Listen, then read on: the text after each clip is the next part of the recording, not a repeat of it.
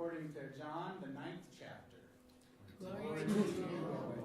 It is a long one, so you may be seated. As Jesus walked along, he saw a man blind from birth. His disciples asked him, "Rabbi, who sinned, this man or his parents, that he was born blind?" Jesus answered, "Neither this man nor his parents sinned. He was born blind so that God's works might be revealed in him. We must work the works of him who sent me while it is day. Night is coming when no one can work. As long as I am in the world, I am the light of the world." When he had said this, he spat on the ground and made mud with the saliva and spread the mud on the man's eyes, saying to him, "Go wash in the pool of Siloam," which means sent. Then he went and washed and came back able to see. The neighbors and those who had seen him before as a beggar began to ask, "Is not this the man who used to sit and beg?" Some were saying, "It is he." Others were saying, "No, but it's someone like him." He kept saying, "I am the man." They kept asking him, "Then how were your eyes opened?" He answered, "The man called Jesus made mud, spread it on my eyes, and said to me, 'Go to Siloam and wash.' And I went and washed, received my sight." They said to him, "Where is he?" He said, "I don't know." They brought to the Pharisees the man who had formerly been blind. Now it was a Sabbath day when Jesus made the mud and opened his eyes. Then the Pharisees also began to ask him how he had received his sight. He said to them, "He put mud on my eye, then I washed, now I see." Some of the Pharisees said, "This man is not from God, for he does not observe the Sabbath." But others said, "How can a man who is a sinner perform such signs?" And they were divided. So they said to the blind man, "What do you say about him? It was your eyes he opened." He said, "He is a prophet." The Jews did not believe that he had been blind and had received his sight until they called the parents of the man who had received his sight and asked them, "Is this your son who you say was born blind? How then does he now see?" His parents answered, "We know that this is our son, that he was born blind, but we do not know how it is that he now sees, nor do we know who opened his eyes. Ask him. He is of age. He will speak for himself." His parents said this because they were afraid of the Jews, for the Jews had already agreed that anyone who confessed Jesus to be the Messiah would be put out of the synagogue. Therefore, his parents said, "He is of age, ask him." So for the second time, they called the man who had been blind, and they said to him, "Give glory to God. We know that this man is a sinner." He answered, "I do not know whether he is a sinner. One thing I do know, that though I was blind, now I see." They said to him, "What did he do to you? How did he open your eyes?" They answered him, "I have told you already, and you would not listen. Why do you want to hear it again? Do you also want to become his disciples?" Then they reviled him, saying, "You are his disciple. We are disciples of Moses. We know that God has spoken to Moses, but as for this man, we do not know where he comes from." The man answered, "Here is an astonishing thing. You do not know where he comes from, and yet he opened my eyes. We know that God does not listen to sinners, but he does listen to one who worships him and obeys his will. Never since the world began has it been heard that anyone opened the eyes of a person born blind. If this man were not from God, he could do nothing." They answered him, "You were born entirely in sin, and you're trying to teach us?" And they drove him out. Jesus heard that they had driven him out, and when he found him, he said, "Do you believe in the Son of Man?" He answered, "And who is he, sir? Tell me, so that I may believe in him." Jesus said to him, "You have seen him, and the one speaking with you is he." He said, "Lord, I believe," and he worshipped him.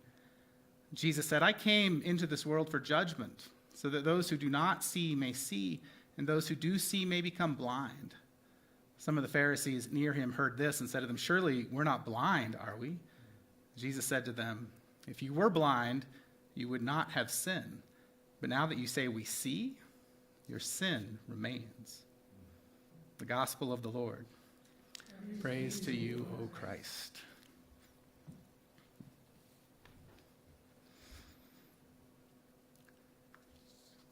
I lost a body once. Or actually, it was a corpse. I was 25 years old. I was doing clinical pastoral education in the hospital, studying to be a pastor. It was a year of seminary or so under my belt. I was on call at night, and my pager went off. You remember pagers? And that sound still, when I hear it, just gets my heart racing. And I went to the hospital, and there was a man who was dying, and they were working on him. They had the whole crash cart and everything. And then the nurse came out and told me that he had died and pointed me to the family who was sitting in a waiting room nearby, and it was my job to tell them. And so I went and did the best a 25-year-old can do. I held their hands, and I prayed, and I told them the news, first time I'd ever announced that to anybody. And then I said, is there anything else I can do for you? And they said, well, we don't live here. We were visiting, and so we don't know how to get the body back home. And I said, I'm on it. And so I went to the nurse's station, and I said, I need a phone number for a mortuary, and I dialed up the mortuary, and I said, I've got this body. It needs to go to Oregon. How do we get it there? And they said, we got it. Don't worry about it. And I felt good, like I had done a good job for this family. I went back to the office and took a nap and waited for my morning shift, and I woke up to my supervisor inviting me to come down to the CEO's office of the hospital. And I had never been to that part of the hospital. And so I walked into the CEO's office. The CEO of the hospital is there. My supervisor's there. And the CEO looks at me and says, Travis, where's the body? And I didn't really know what to do. And they said, the doctor ordered an autopsy because the death was sudden and unexpected. Where's the body?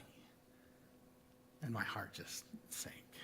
And I explained to them what I had done, and the CEO dismissed me, and my supervisor walked me out. We were walking to the elevator.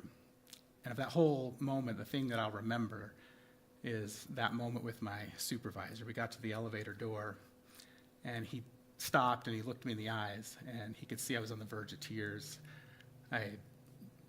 Just the self-loathing and the doubt and the shame was flooding me. Like, how had I messed something like this up?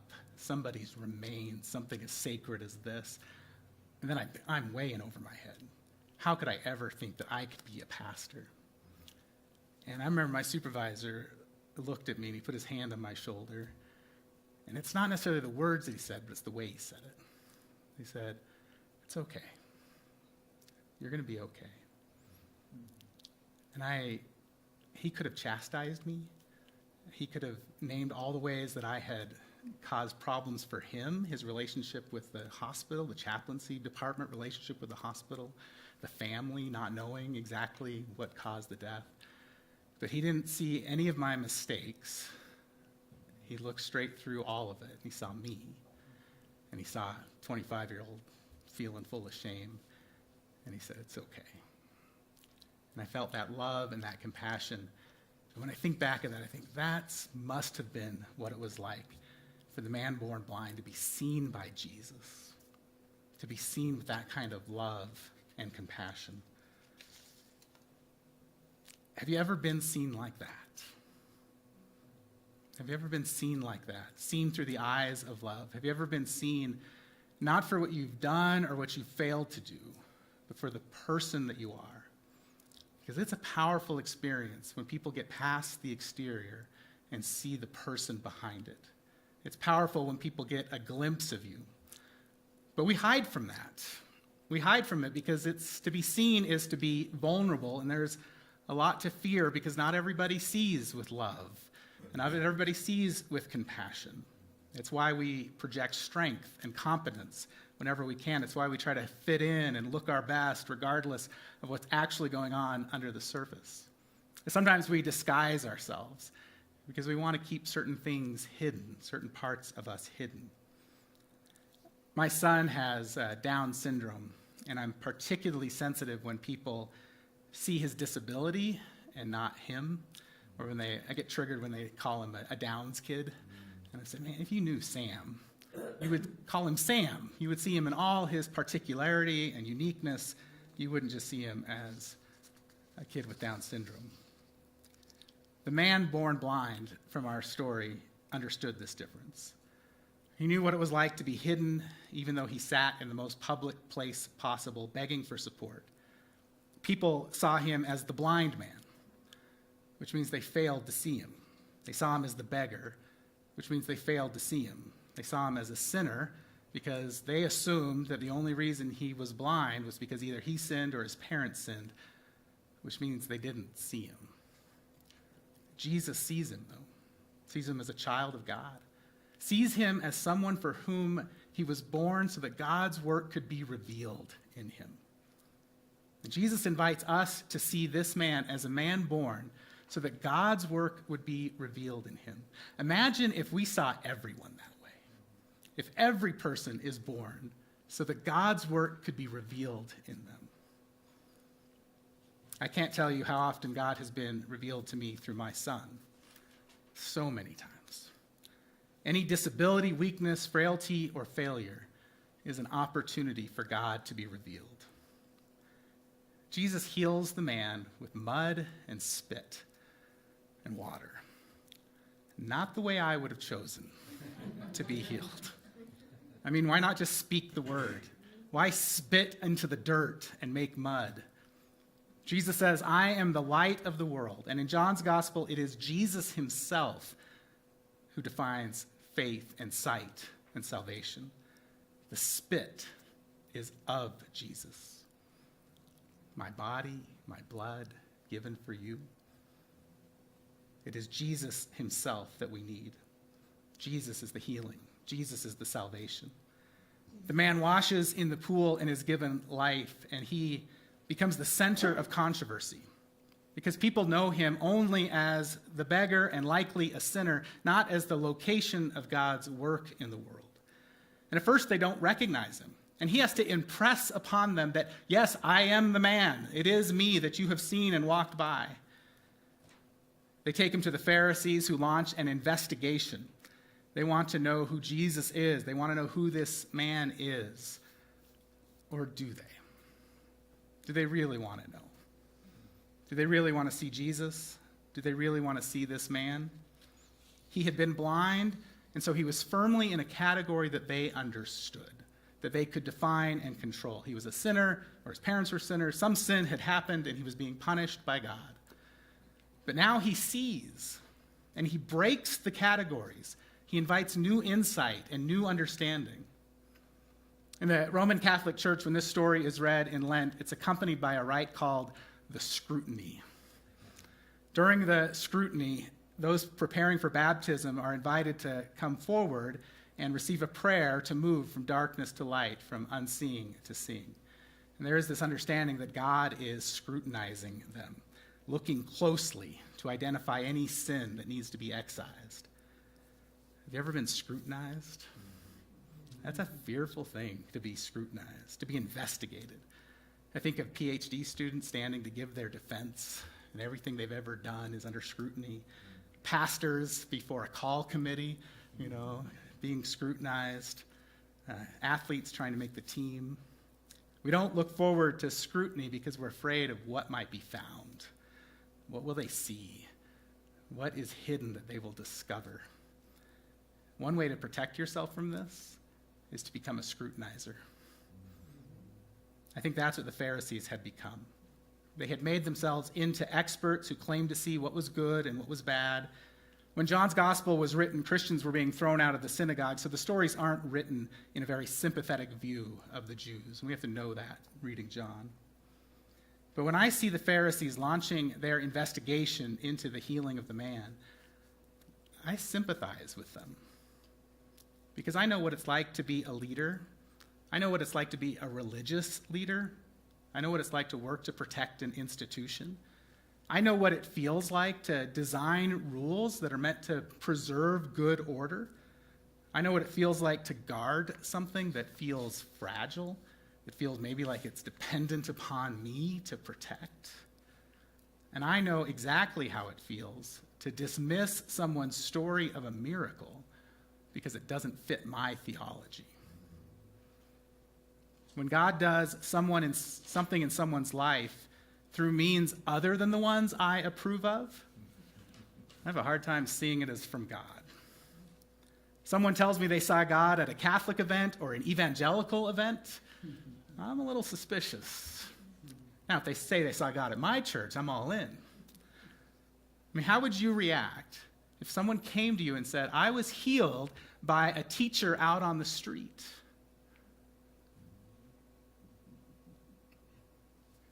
I'd be suspicious. I'm not sure I'd accept that right away. We religious leaders can focus so intensely on our institutions and our rules that we filter everything through the question of, is it a threat to my church? And that filter can keep us from seeing God working outside of our systems to change the lives of people. Maybe today we let God scrutinize that part of us and lead us to repentance. The Pharisees don't see the work of God in this man. They can't see it, or maybe they don't want to see it, because to see it would be to question what they know to be right. Jesus healed on the Sabbath. Can they accept a man who doesn't follow the rules? When they take a closer look at the man, at his family, at his story, they remain unconvinced, and they kick him out. When Jesus hears this, he finds the man. And although the man is no longer blind, his healing isn't fully complete. He sees Jesus as a healer, as a prophet, as a rabbi. But when Jesus asks him, do you know the Son of Man? He says, I don't know the Son of Man. Tell me who he is. Jesus opens his eyes. You have seen him, and it is he who is speaking to you. I mean, at this point, the man's eyes are fully opened. He puts his faith in Jesus and he worships. That's the point of all this. Now he is healed, not because he can see, but because he believes in Jesus. Faith is the sight God would give to all of us. And faith starts not by us seeing God, but by God seeing us. God sees you. God sees you. It might not be a comfortable thing at first, because God sees you, all of you. But God isn't looking to condemn you. He's not looking to call you out or expose you. God sees the you that he made, the one that he crafted from the dirt, the one he breathed his own life into. And in seeing you, God calls you back to God's self. Can you see yourself through God's eyes today? Can you see yourself as one who is gifted, who is called, who is created? You have been healed, and you've been sent out to share the good news with others. The good news that the light of the world has come so that all might see Jesus, so that all might have their eyes open to the God who sees all and loves all and is looking for his children wherever they are to bring them home. God, open our eyes so that we can see Jesus. Open our eyes that we might see the world and all of God's children through the lens of love until all are seen and all are brought home. Amen.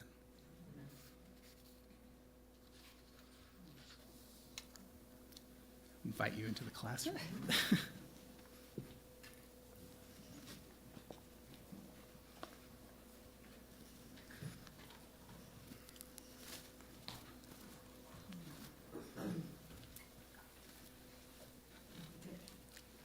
Oh, man. Favorite part of the day right here.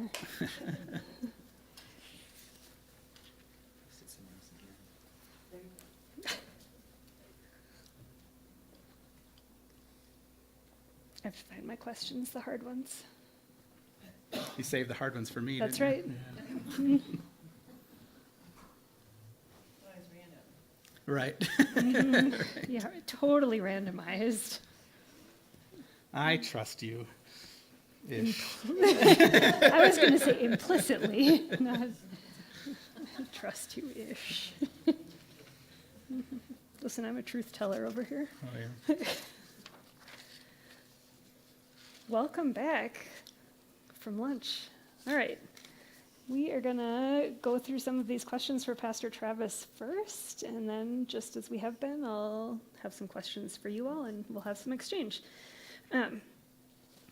What was your hope for this sermon? What did you want everybody to take away from it? I want everybody to imagine God seeing their true self and calling that true self out and experiencing the love for that self. And so so we can see ourselves more clearly, because I think we don't always. I think we need we need God to see us so that we can see ourselves. And then that would transform us into people who see other people. When you talk about us being able to see, well, God being able to see all of us and then helping others to see God, like how would you help the parishioner? Sorry, I feel like now I have deep questions for you. I wrote the other questions, use them. I know. It's like I wrote the questions. No, how would you further tell people, like, where do they see God? Like, where are the places that you would see God in the day-to-day? Or, I think I think the man born blind was a surprise, right? That this is not someone they expected God to, they didn't even have that category. This is someone that will reveal God to us, right? Mm-hmm. And I think that's true, like, in every person. I know as a pastor, I'm surprised over and over again at, like, who someone is and the abilities they have. And, like, there's been people in my congregation who, like, I've seen for years and they were just quiet, and then all of a sudden they step forward and reveal this part of themselves. And I'm like, whoa, where was this? And so I would invite people to start to have that, change their expectations. Like, that maybe God is in that quiet person or in that hidden person or in that person that just looks like a wallflower. Like, just change your view of people and expect God in those surprising places or the overlooked people. Or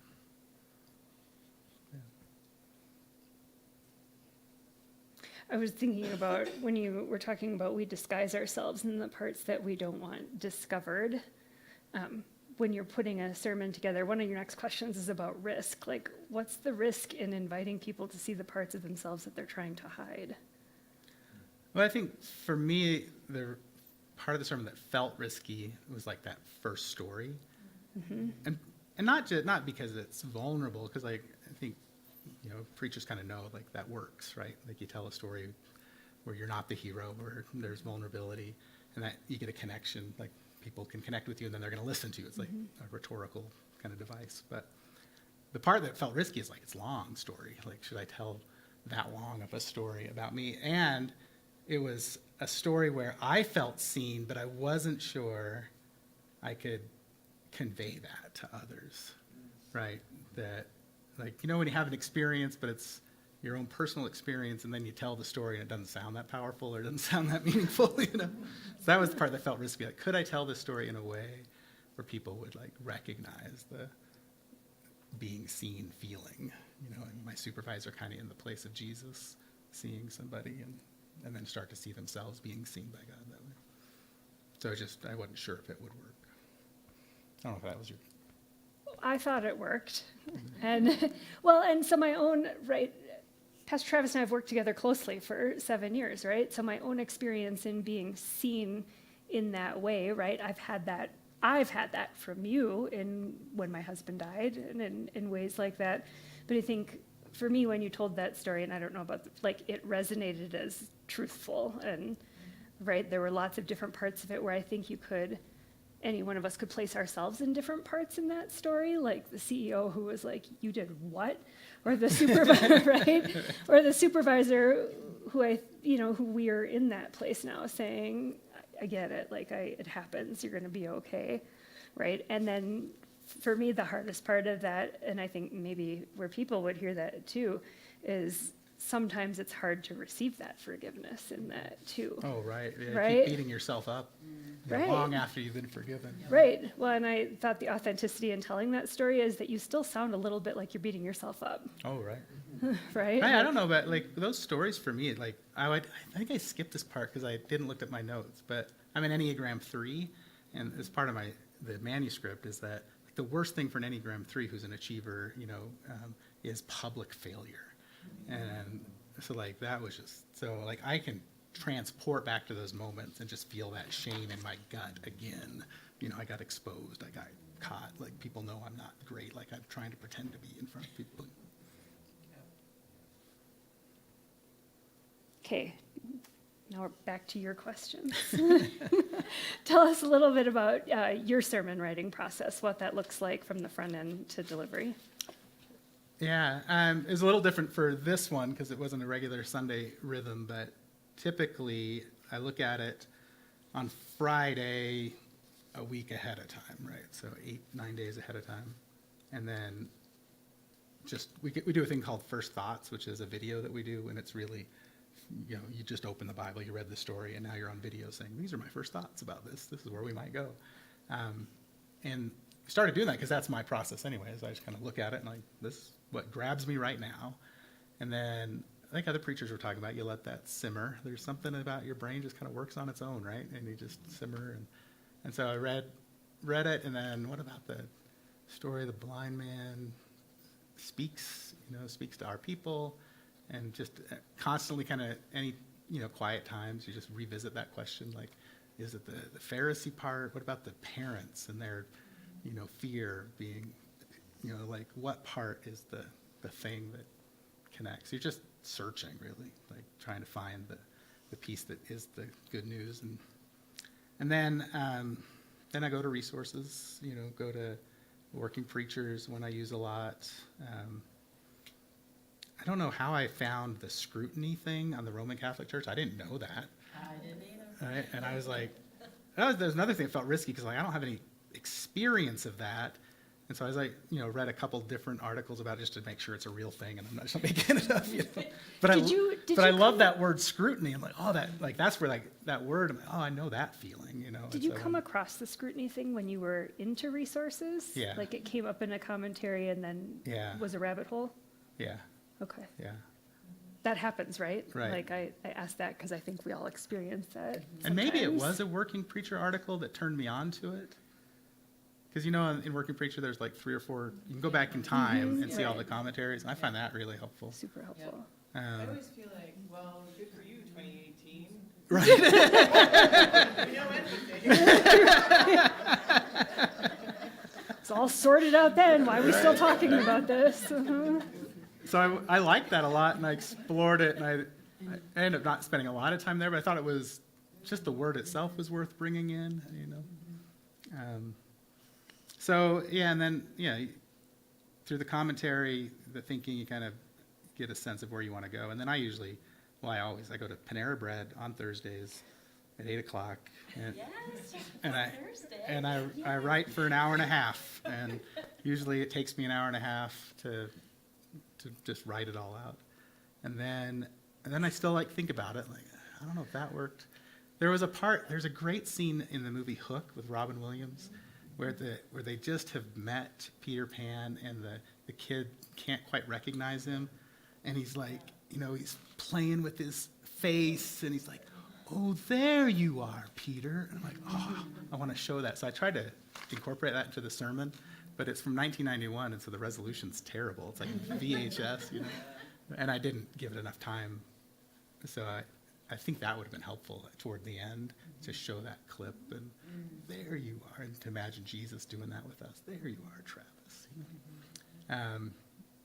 So after I've written the manuscript, I'm still kind of thinking, are there bits and pieces that I could put in? And then on the morning I'm going to preach, I get here early, and I just preach it out loud at my desk and make edits as I go. And I write in sense lines. I don't know if all you know what that is. It's helpful, especially for new preachers. I'm just going to grab my...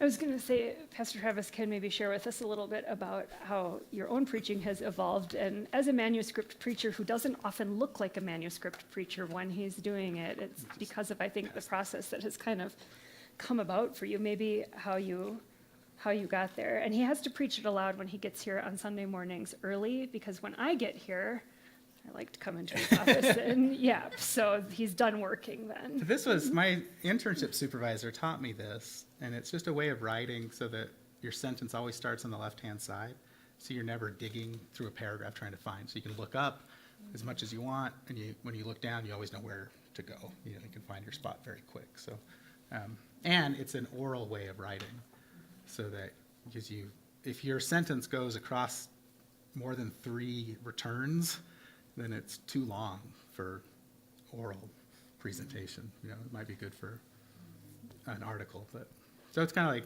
you're writing by speaking it. What did you call it? Yeah. Sense lines, S-E-N-S-E. But, Looks like poetry to me, by the way. yeah. It's super. It's just a little trick that I always, it felt like when my supervisor showed it to me, it felt like, oh, this is the secret, you know? So I try to share it as often as possible because I found it so helpful. Well, But- sometimes I wonder if that does lend itself to a little bit of a sense of poetry, because I would say that your cadence is more yeah, it like does. It that keeps things because, moving. Right, Yeah. right.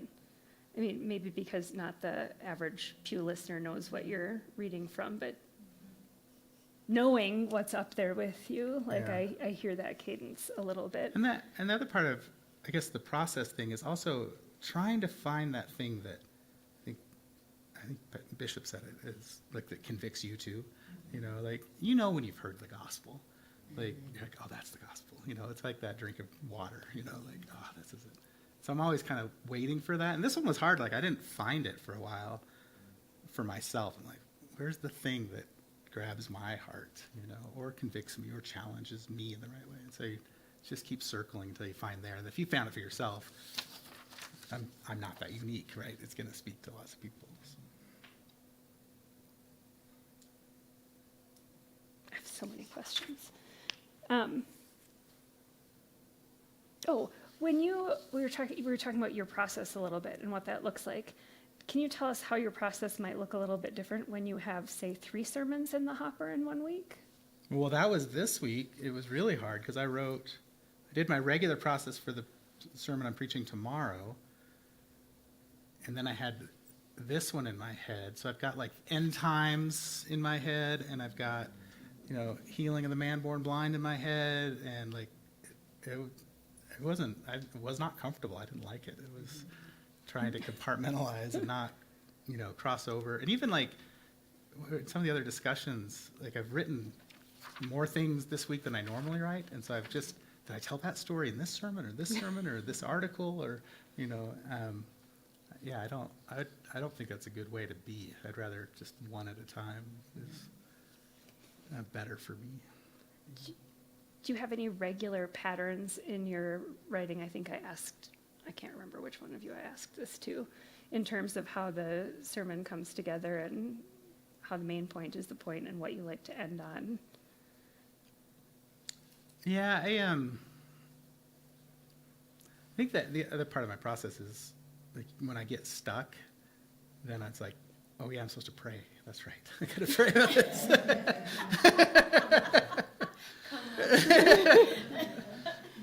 and like 9 times out of 10, or maybe 10 out of 10, as soon as I do actually just pray, Lord, what do you want to say to your people? Like it comes, like it's like, oh, like that's a clarifying, like, why didn't I start here? I could have saved myself a lot of hassle, So that's, I think once you get that end point, then it's like, I want the end of the sermon to drive it home, to get into people's hearts somehow. And so like the sermon and like the way I envision it, it's kind of like excavating, like, I don't know what those are called, those those tools a surgeon uses that crack open a chest, I always feel like a sermon's kind of like that, like, so I can put the gospel right in there, So I'm aiming for that at the end. That's the image I'm going to have. That's a terrible image. But it is like you want to get in there somehow, and people, like I've got my defenses up when I listen to a sermon, like it's hard to get into my heart. Like I don't just let you in, you gotta do some work. Anyway, sorry. Might not be All 3 of you ended your sermons with questions for the people in the pews. Mm-hmm. So we'll see, right? If the same thing holds true. But I was wondering if, and any of you can answer this, if that tends to be pretty standard, like, because it sounds like you've led in, you've made your point again, you've talked about Jesus, and now it's here's what I want you to do as you go out. Like, is that intentional? Well, some of my questions is like, so did it work? Like, did the sermon work? Like, I'm wondering, like, did you see yourself, through God's eyes? Like, that's the question I'm wondering. Yeah. And if it didn't work, I want them to keep asking that question. Yeah. And maybe it'll work later. And for me, it's relevance. Mm-hmm. Like what we do. Is there mic? I'm sorry. Sorry, friends. Oh. Yes. For me, it is if that which happens on Sunday does not, God bless you, does not move or transform or help us get through the week in a very relevant way, I'm not sure what we're doing, right? I don't want it to be this box we check. Oh, we went to church. Oh, we had coffee with people. Or, that's, and I think a question lingers in a really cool way. Because the question opens up curiosity. A question asks you to think about or see things in a different way, right? So that's at least why I do it. Thank you. Thanks. And just to build on that, I do that a lot. And probably, I don't know if I did it in this sermon, but the question I ask the most when I preach is, what if? And I think similarly, it's getting a little bit what we talked about that a little bit ago, that helping people feel invitation. So not feel command, Yes. but feel invitation into what if the world is actually this? What if beyond and underneath everything that we're being told is true, it's this? And what if that changed things? What if it shaped us? And I think I find myself doing that a lot, because I do feel like it's a way to say, it's a way to invite into further connection, but without that feeling of, now I've just, told you what to do again. I've just ended on law. So Right, and command sets up, the defenses go up. Like if someone says, do this, I'm like, whatever. You're not the boss. You're not the boss. But if someone says, I wonder, or what if, then I'm like, oh, okay, I can lean into that because you've given me ground to do my own work. I'm not just being obedient to you. When we were talking about, you and I had talked a minute beforehand about the risk part of this and what you felt was the risk, and you had mentioned the story at the beginning. But as I was listening, what seemed risky to me, or what I heard that way, was you were talking about accepting someone who doesn't follow the rules. And I think we as church like to say that we are very welcoming and we are open to everyone and that we want all the people here. But in the next breath, I think sometimes we look at people and say, oh, they didn't follow the rules, they're this, that, or the other thing. How did you get there? There was a story. Well, I was just thinking of the Pharisees. I was thinking about John's gospel, and it's often called anti-Semitic, or that it's not very kind to the Jews, and we're always warned as preachers, be careful about that, And so I was trying to tip my hat to that a little bit, and then try to be more sympathetic to the Pharisees, I guess. And I mean, even though they're still cast as the villain, I guess, in the story.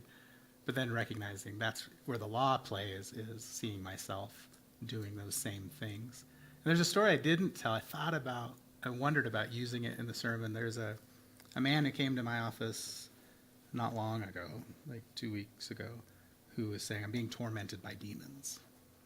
And, we don't get that in ELCA Lutheran Church very often. And I'm like, well, we can pray to exorcise these demons. And so I did, just prayed that Jesus would free him from that. And then also was like, I should probably talk about mental health too. And because I don't know if it's a demon. I don't know if it's a mental health thing. But that tension within me was like thinking, if this guy came up to me as a religious leader and said, this guy Jesus just healed me, like, I'm not going to be like, oh, great, that's awesome, I'm going to be very like, I don't know, And so I wanted to own up to that a little bit and let that question linger in us, like, all right, do we have any of that in us, where it's got to be a certain way, and then we'll celebrate it, but if it's not, maybe not. You did a good job coming back around on that, right? At the end, you talked about kind of looking at the world through a lens of love, and what do you see in yourself? And for me, it was a nod back to that we might see ourselves in the way we're not always going to believe, or where we're skeptical, or where we're the scrutinizer. Mm-hmm. And then I think you brought it back around to looking through a lens of love, that even if we do see those things in ourselves, we can still see past those to see the child of God piece of it. Yeah, and I think I could have. There's a lot more to go down that path of loving yourself first in order to love others that I didn't go down, but I think I could have explored that more. I think for preachers, for everyone, sometimes we're aware of the time limits that we put on ourselves when we're preaching. How much does that play into how much you do or don't say? I'm done at any 7 given- pages. Like, if I go 8, I'm like, we don't have any special announcements, right? I can do 8 and go 1 extra page. I do. We are so different in terms of our, like, sticking to a schedule, maybe? I don't know. Well, I also like if it's 5 pages and I'm done, I'll keep going. Like, no, got to get to 7, like, which is probably a mistake. But I'm like, no, it can't be short. It's got to be my I'll my tell you length. what, if the sermon is only 14 minutes at the first service, it is 15 or 16 at the second, Yeah, right? And it's usually 17 by the 11 o'clock. you're talking you or me? You. Yeah, it's true. It's not untrue. I just wanted to clarify. We're not here to talk about me. Well, I'm in the right seat. right. I think that's very true. Is that especially like the first service, you just preach, like we preached 4 times here, and so the first service you preach your sermon, and then you learn a lot. You get a lot of information from people, in that, and then you're like, I'm probably not going to say that because that wasn't helpful or it triggered someone the wrong way, and so, but I could probably say more about this, and so you get to play around with that. I have a really good question written down here that I cannot read. You're lucky. There was it wasn't about this sermon, but I don't know, we were talking about in one of the other discussions about like people hearing you differently, and there's like our world's so polarized now that people are like listening for trigger words. And last Sunday we were preaching about there's no marriage in heaven, all this stuff, and there were 2 things that happened in that sermon. Like I was just mostly talking about heaven, and people really liked it. But it was also like I got these 2 little controversies from the sermon, and one person thought, well, are we now preaching against marriage because it's oppression? And I'm like, where did that come from? And it's in the culture, like they're listening for that.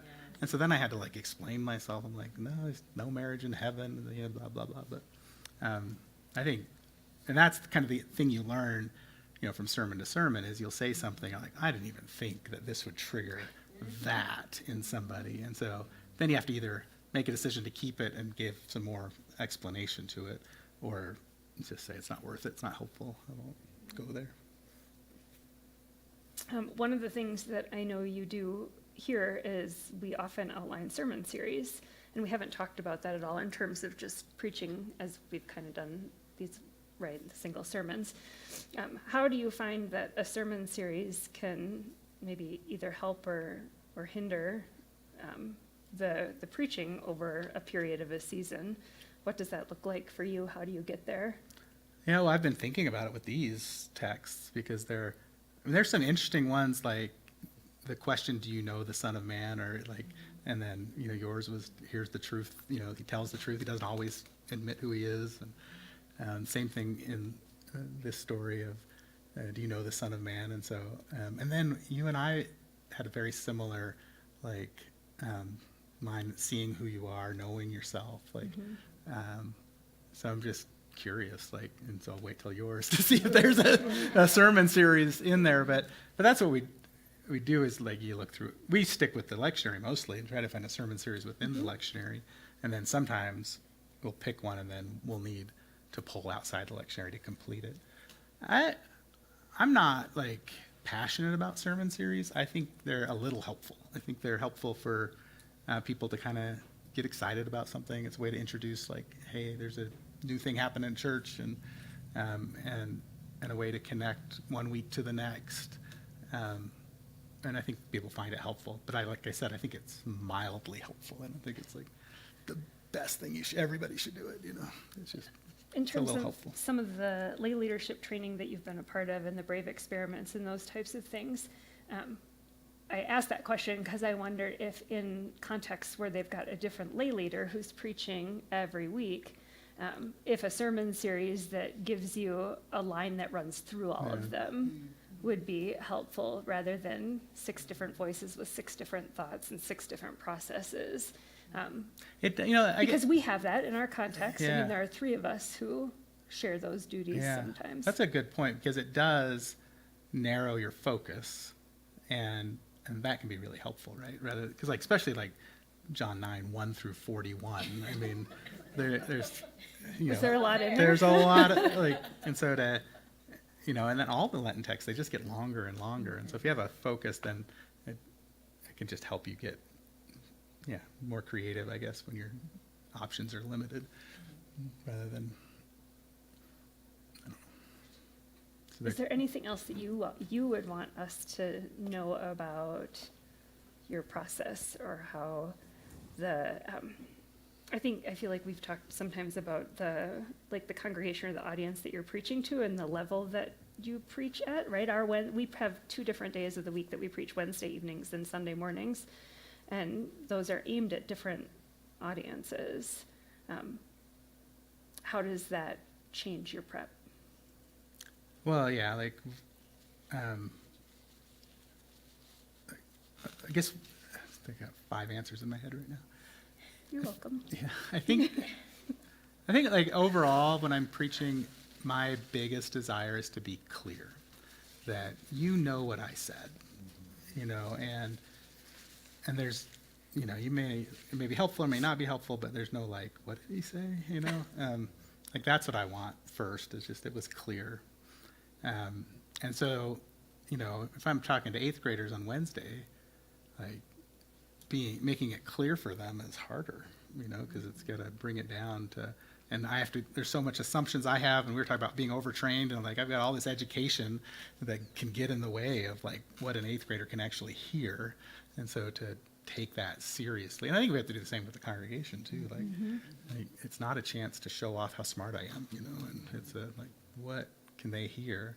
And who said it needs to be heard? Yeah, I thought that was really good. Yeah, but it's not to say it; it's to make sure it's heard, and so that takes your people seriously.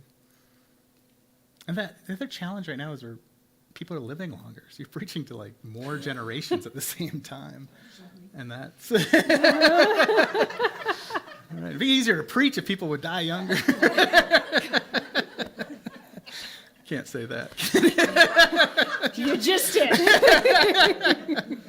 But like trying to think yeah. like this generation's going to hear it this way, this one this way, and you're always like, I often pick one person that I'm right. I didn't for this one, I don't think, but I always have like this person is going to be there. What would I say to them? And that's the same like in the sermon series. It's like the more focused and particular you get, I think that helps with creativity and can make it more interesting. And then if you can apply it to that one person really well, like it's just like you do it to yourself, it's going to spill over, and lots of people are going to find that connection. And then you're not looking for some general connection, but it's a little deeper, a little sharper. I always preach to the person who's going to smile back at me. One thing I will say about the series as opposed to doing it every week, as a lay person, Yeah.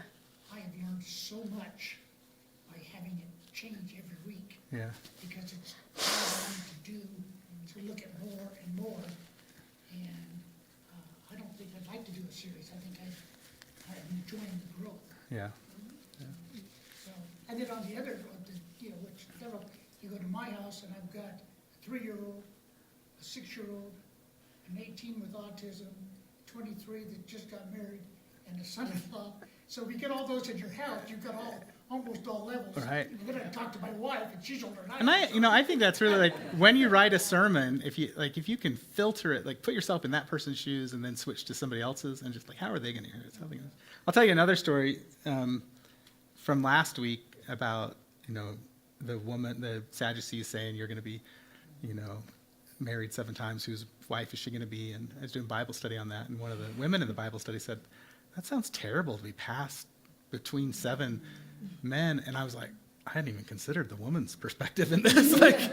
And so I preached that. Like, that's why it's so important to read it in community, because that wasn't something I had considered. And then that shaped the whole sermon, like getting that perspective. And so, like getting lots of different perspectives to get out of your own skin too, and your own biases and I was really perspective. glad my brother never got married. Yeah. to turn it over back out to you guys. What were some of the things that you would take away from the sermon? What was most memorable about it? What were some of the things that stick out for you, either in process or in delivery?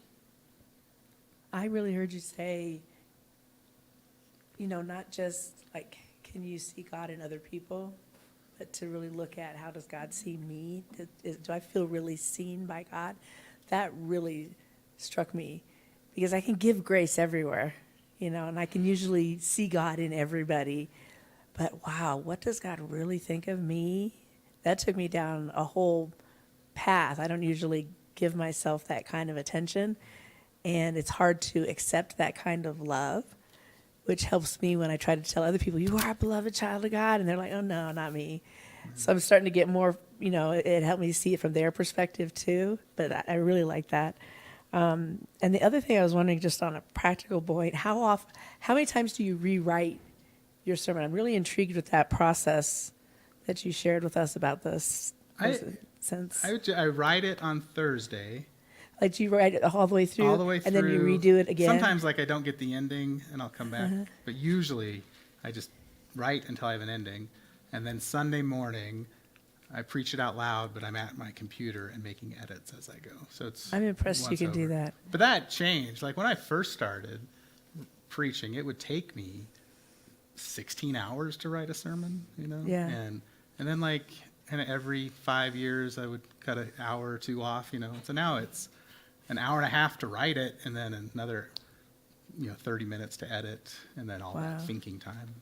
Wow. And I didn't say the Bible study on Wednesdays is super helpful. A Wednesday Bible study with the congregation where we just talk through the text and get everybody's perspective. And often it's coming together pretty tight during that conversation as I'm seeing what lands and how people respond. I'm impressed by that. My internship supervisor said to plan on at least an hour for every minute that you preach. And at least in the beginning, and I was like, okay, so you do a 10-minute sermon, 10 hours. So I dream of being at your point. I'm still up. It changes. I had a guy tell me, he's like, I told him how, it takes me an hour and a half, and he was like, that's really impressive, and I like your sermons. And he said, well, what if you spent more time on it? And I've thought about that a lot. He's probably right. It could probably, there's a lot more that could happen if I gave more time to it. But can we talk about really what is the thing that counts for the time, right? So when you are, I think we said percolating, and I love Mary's pondering, right? Yeah. I just love that word pondering. So doesn't that count? Right. Yeah. You know what I'm saying? That's the work of the Spirit too. And so for us just to say, because I think we heard the same thing, Carrie, 10 to 12 hours or something at Gettysburg, right? They were telling us that, and I thought that makes sense, if you spend that amount of time. But how can we not give that time, even if it is Kairos time, right, to the Spirit to allow for that? Because I'm really thinking about those of you who are new preachers, right? Don't sell short. If the chronos of the typing, the shifting and the redoing at the end doesn't necessarily match the Kairos lived experience of the Spirit, right? I just want to make sure we honor that as well, because I think it does matter. And everybody's different. it is so true, every Travis. preacher's Because different. we were just talking at lunch. I've been overwhelmed. I've got multiple colleagues in this area who seriously do not even start typing until Saturday morning. And that makes my head hurt. I had it really does. I had I'm a buddy who got "Ah." up Sunday morning to write his sermon. And I was One like, of our seminary classmates does it. Aaron? Yeah, I don't know how that happens. But and some people have the philosophy that you shouldn't prepare. You should. let the Spirit. Jesus said, "Don't prepare in advance what you're going to say." So you should just get in the pulpit and go. I'm going to try that next week. I'm way too much of a 3 for that. I think it was some comedian who was going he knew the unprepared Baptist preacher. He'd be like, "Good morning, everyone," and he's flipping through. How's everybody doing today? He's I'm going to find something But- here. And I want to offer just this perspective about that too, that for those of us who preach as a part of either its ministry in our ministry settings or even other kinds of work and other kinds of relationships and being connected, the thing is that when you think about things like the most powerful stories and illustrations that you include in a sermon, or the insight that you get from being in a Bible study with other people, the time that you spend everywhere, every part of your life is not disconnected Correct. from the process Yes. of Amen. preparing Amen. the proclamation, because those are the things you're drawing from. A preacher who spent every hour of the week in their office with the door locked, working on a sermon, is less likely, I think, to come out with a message that is grounded in the world and that speaks to people in the world. And so, I mean, yeah, I want to give another word of affirmation to the fact that all of that is spending time. Yes. And maybe it's not for that week's sermon, but, I can tell you that a conversation that I sat in for an hour and a half, instead of spending that hour and a half writing in the sermon, 3 months later, that conversation is the keystone of my message. And we all talked about getting it Yeah. in your head as soon as you can and walking around the world with it, right? Yes, So you're filtering your experiences through that story. Yep. And there's just also the function of, I put a new garage door opener in my garage. It took me a long time. If I were to do that 1,000 more times, I promise it wouldn't take as long. Yeah. So there's just purely the function that I've studied this text. Yeah. I'm not looking at it fresh every time. I've got a wealth of experience. I've spent time with it before. I've spent time in other conversations. So there's just the function that as you preach over time, it doesn't take quite as much just because you've got your 10,000 hours in it. So So I have a question. I am not the Saturday morning, but I can be if I have to. I was bivocational for many years. So anyway. Okay, two things. First, the way you pulled out were not our labels, especially the story with Sam, Yeah. right? That was powerful. That was super powerful.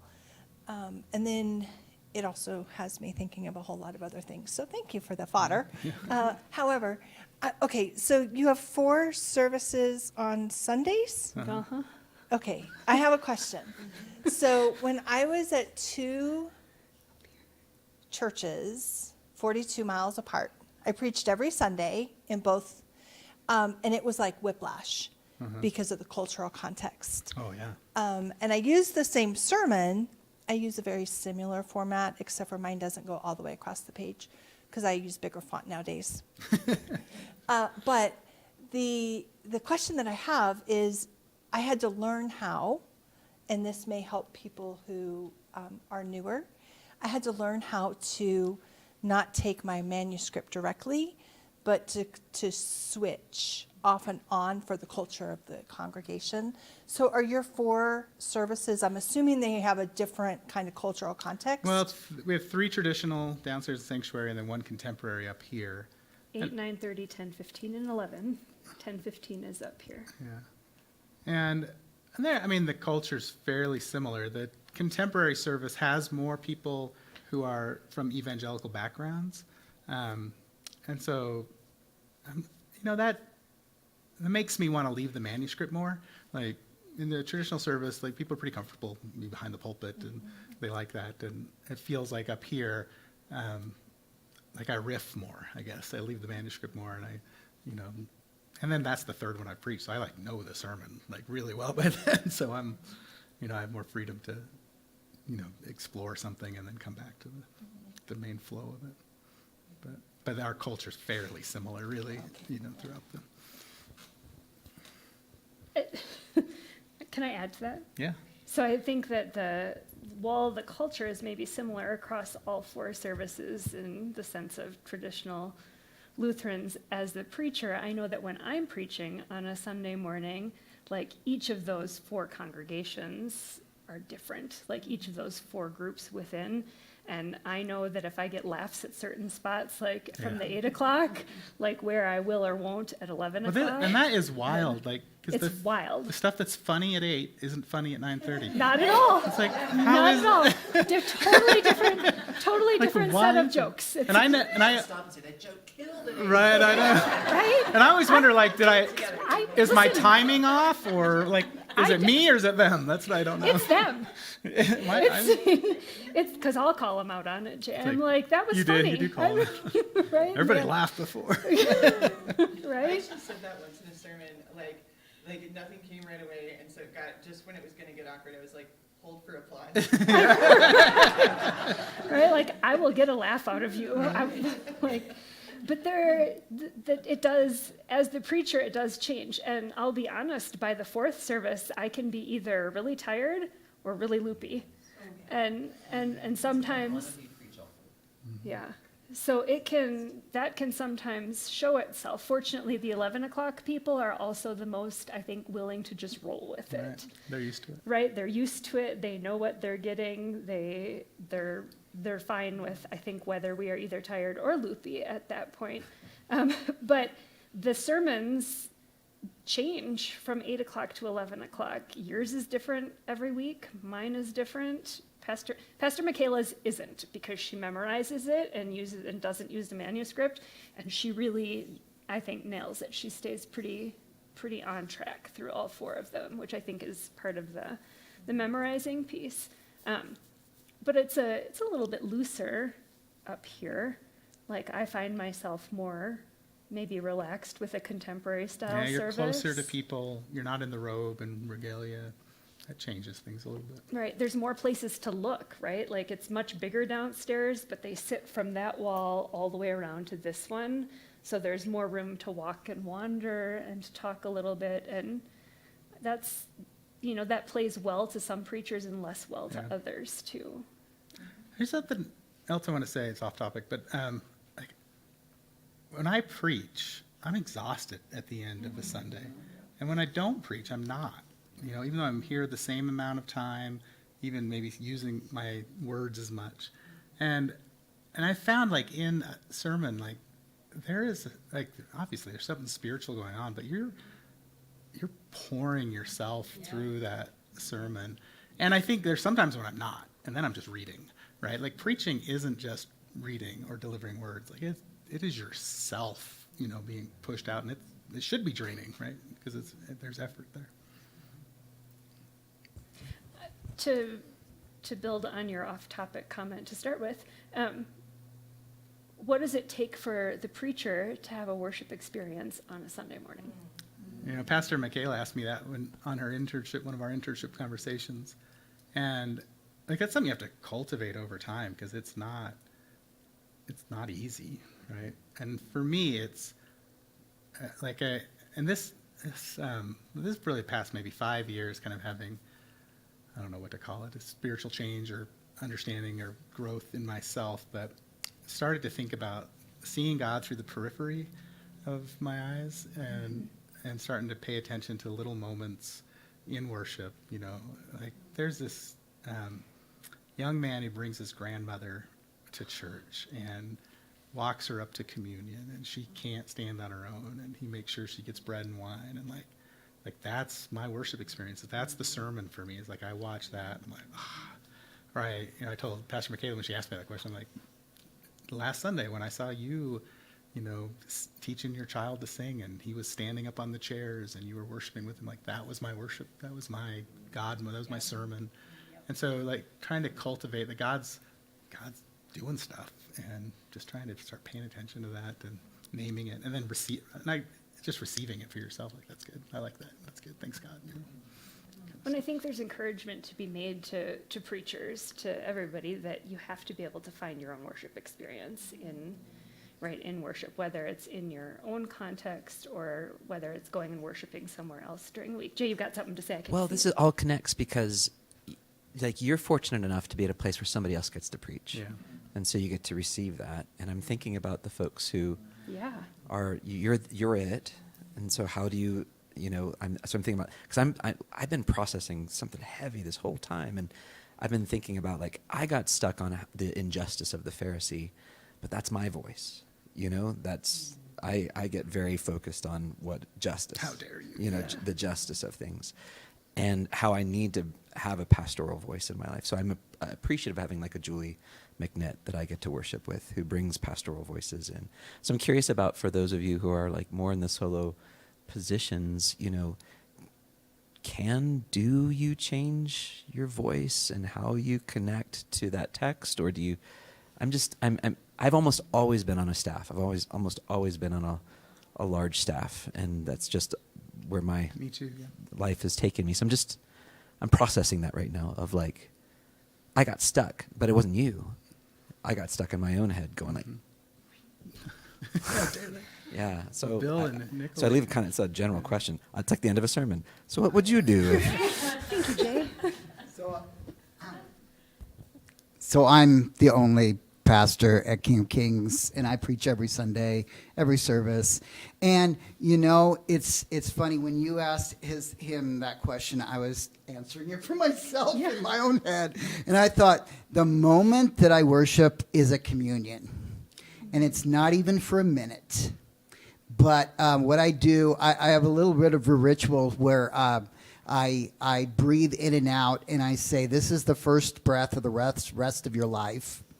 And then I remember the verse out of 1 Corinthians that's like, if anyone is in Christ, there's a new creation. And if I have that long, which that's more than a minute, by the way, I'll think all of those things, because that's my worship, is that one, and then it's back on. And the rest of it and the beginning of it is not so much for me. But that moment, you know, and we do it at the very end of communion, so there's no rush to get everybody else communed. It's like, okay, all right, that one moment is my worship experience. Can I add just one thing? One thing that we started doing at King of Kings is having that moment of reflection. Yeah. And I need that. And I've become so accustomed to it that we haven't had that moment of reflection when you guys are done. You say this something that's so profound, and I'm just trying to process it, and I'm trying to write down what the question was, and all I hear is, we got to get over there to the classroom, and I'm like, you know, so and I'm also learning, because the majority of my family are introverts, and that's a whole different world to me, but I'm learning how people need that time to process and to let their thoughts run to their completion, and I really like that you've invited that into part of our worship. So I just want to throw that out there. I think I'm heading on time, but I'm going to ask one last question that, yeah, I know, you're supposed to be my clock watcher. It comes from Jay talking about the Pharisees and the justice piece of it. And Kristen, you had said something earlier about a place where, right, you, like, your mind kind of stopped and you thought, oh, I wondered if, from this perspective. Was there a moment in Pastor Travis's sermon where your attention shifted from what he was talking about to something else, whether it was something else text related, or where are the bathrooms, or when are we stopping, or like, right? Like, because that does happen sometimes, right? Where all of a sudden your brain is somewhere else. I mean, if your attention shifted, did you find that there was a re-entry point where you could come back into the sermon? And is it okay for somebody's mind to wander off? That's a question for all of you. Mine shifted because I've been thinking about the start of my sermon, and I often use the same sermon but just change it a little bit. And I've been telling my history. And when you told the story about how things didn't go well and someone was grateful for you, when I first started serving military and had never served myself, only my husband Larry had served, and I was feeling very inadequate and I didn't belong there, and this one woman set me down at the table and said, there's something going on. And she saw that I didn't feel in place, and I didn't feel like I belonged there. And she said, but you do, even though you didn't serve, because you're here, and you will learn. And so I'm going to change the beginning of my sermon a little bit from what you said. So thank you. That's great. I might say, I have no idea if this is true or not, but I've heard that one of the reasons they used to put so much stained glass into church is so that people would have something to look at when they, well, either when the priests were saying everything in Latin and they didn't know what they were saying, but literally as a way, like, as other ways to receive the biblical witness and the gospel. And so, I mean, I have joked before in a new place where I say, look, we're going to spend about the next 10 to 15 minutes together. And if after the sermon is over, you stand up to sing feeling inspired or wake up feeling refreshed, either way, God has done something with the time. So I think those wanderings are can be really fruitful, because those might be the places where the Holy Spirit is taking you. And I will say, because this is a text, and I shared this with some folks at lunch, that I always go off on my own at some point during the sermon, because I happen to be taught preaching by somebody who was born blind, and that shapes very, very much how I always come to this text, and it's what I'm reminded of, right? It's always brings it back to me. And when I came back from that, I think Pastor Travis, you did a really, really beautiful thing. In inviting, not just you gave permission to everybody to sort of put themselves in the position of the Pharisees, because you did, in a way that flipped that kind of usual script, and talked about where do we resist or not want to see God at work. And so I think that was a point where I was brought back in, because I thought it was the way that you kind of framed it. It pushed back against the anti-Semitism, but in a way that didn't kind of shame people who've come to church their whole life, hearing about like the bad Jewish people who like, and that's a hard thing, because it is really nasty stuff from our past, but shaming people for having grown up with that faith and that narrative doesn't usually help either. So it was a way to kind of invite people into shifting how they understand that piece of it. And that was something that kind of brought me back in, and I really appreciated. Yeah. By being able to say, like, here's how I do this. Right, like I I was really trying to play with that, like show that, and also teach that when you read John, you're going to hear a lot of this stuff and why you might. I heard a preacher once talk about, especially, these are good, faithful people who miss the mark. Yeah. These are people seeking God, who want trust and love of God. Yeah. And they miss the mark too, just like you and I, and so that was helpful to frame it that way, that it's not like evil and good, the binaries. Right. It's much more like, here's good, faithful people, but they were so clear about what God should look like that they missed. When you read through Scripture, like the hard words are always the religious leaders, and like that's me. Like I'm a religious leader. Like I'm more like the scribes than most of the people in my congregation, and so then I have to, I got to see that finger pointing at me first. Anything else that you want to finish up saying about? I think, like, you craft a sermon, you deliver it. It's like, I've done my part, right? And I like that 33% of the conversation or whatever, right? And I think there is a letting go after you do it, right? Like, people might hear it, they might not, they might wander. It might not even get preached. Like, you wrote a sermon on Wednesday that didn't get preached, right? Because you had something come up. And I've had that experience too, and that's okay. It's like, you do your work, and then God does God's work, and you get to be part of it, and that's great. But you're only part. I just had one thing for the people who are new to writing sermons and preaching. My internship supervisor said, you can plan the plan, but when you get up there, let it go. Let the Holy Spirit free, and I love that, because she's like, it's not on you. You can say the words, you can say any words. The Holy Spirit is going to use them and take them to do what the Holy Spirit wants to do. And that was so freeing. Which is like, we're all saying the same thing, right? Like God's doing God's stuff. It's not this technical craft that you figure out. Like, God does what God wants to do, which is fascinating. Like, that's what makes it so exciting. Yeah, I think we're out of time. Ready for a break and come back at 2. All right, those of you who have been joining us online, thank you for stepping in for this session. We've got one more. We're going to take a break for a few minutes, and then we will be back. Thank you. Yep. Thank you.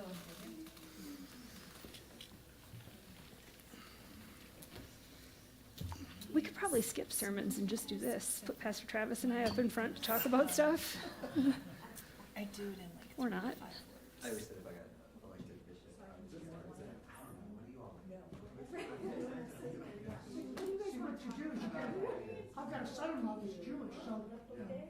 those same things as the Pharisees, so I got to